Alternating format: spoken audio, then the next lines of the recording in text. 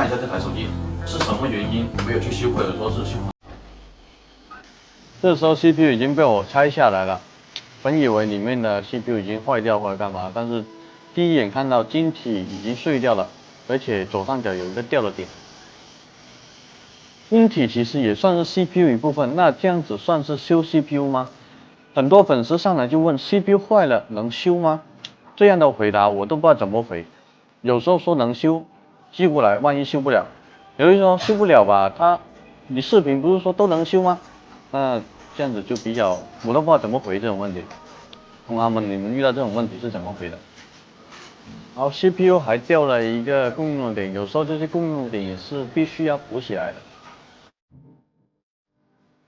OK，CPU 处理完了之后就直吸，我们指的都是高温吸，避免返修。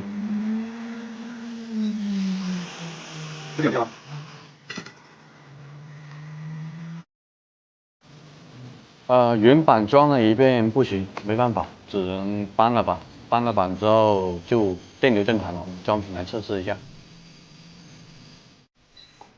这台手机资料应该很多的，我等了差不多5分钟才进入系统。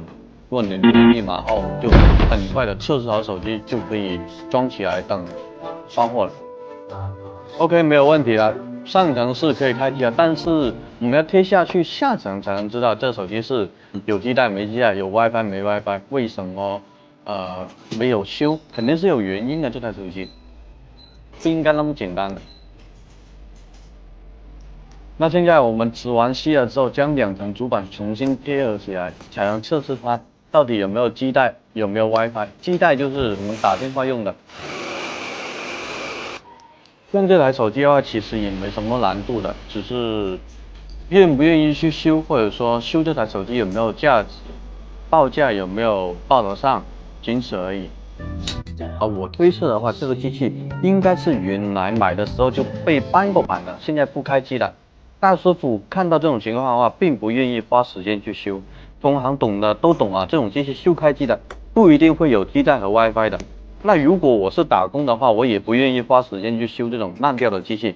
明明有那么多没有修过的机器，修了就能赚到钱，为什么会花时间去修这种烂掉的机器呢？